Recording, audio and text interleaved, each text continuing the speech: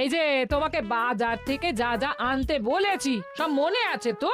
মনে থাকবে কি থাকবে না জানি না, তাই আমি কাগজে একটা ফর্দ বানিয়ে নিয়েছি। গোপাল দাদা, পুটির মায়ের দাঁতের যন্ত্রণাটা আরো বেড়েছে। কাল সারা রাত যন্ত্রণায় ছটফট করেছে। আমাদের বৈদ্যমশাই দাঁতের শল্য চিকিৎসা শিখতেই বাইরে গেছেন, আজকের মধ্যেই আশা করি চলে আসবেন। কিন্তু ও যে আর পারছে না। শোনো, তুমি একটা তুলোর মধ্যে লবঙ্গ তেল দিয়ে পুটির মায়ের যে দাঁতে ব্যথা হচ্ছে তার গোড়ায় রাখো। বৈদ্যমশাই এলে আমি তোমাদের বাড়িতে যেতে বলছি।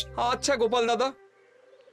যাই, বাজার থেকে চটপট ঘুরে আসি, এরপর আবার রাজসভায় যেতে হবে।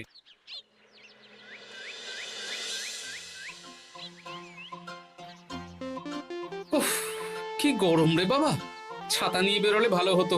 এই তো সামনে আখের রস বিক্রি হচ্ছে, একটু আখের রস খাই, শরীরটা বেশ চাঙ্গা লাগবে।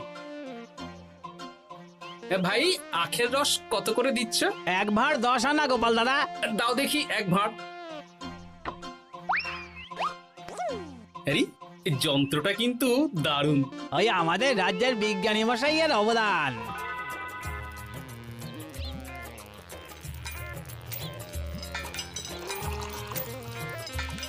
এই নাও গোপাল দাদা।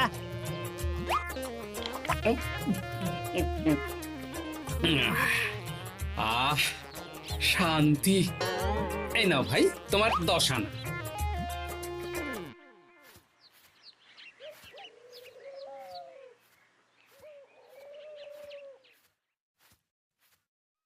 কি রাজবৈদ্য, এই ফিরছ নাকি? হ্যাঁ, এতদিন আমি দাঁতের চিকিৎসার ব্যাপারে তেমন কিছুই জানতাম না। এবার সব শিখে এসেছি। ভালোই করেছো, তুমি একেবারে প্রথম রোগীকে দেখে তারপর রাজসভায় এসো। প্রথম রোগী? পুটির মা গো, কালকে সারা রাত যন্ত্রণায় ঘুমোতে পারেনি। আরে আর বলো না, কদিন আগেই পুঁটির মাকে নিয়ে পুঁটির বাবা আমাদের বাড়িতে এসেছিল। দেখলাম ওই বাড়ির দাঁতে বিস্তর সমস্যা। সেই জন্যে দাঁতের শল্য চিকিৎসা শিখতে চলে গেলে? ঠিক তাই, আমি ব্যথা কমার পথ্য দিয়ে এসেছিলাম। দেখি এবার দাঁতটা তুলেই দিতে হবে। তাহলে তুমিও পুটিদের বাড়িতে যাও, আমি বাড়িতে থলে রেখে আসছি। আজ না হয় দুজনে একটু দেরি করেই রাজসভায় যাব। বেশ বেশ।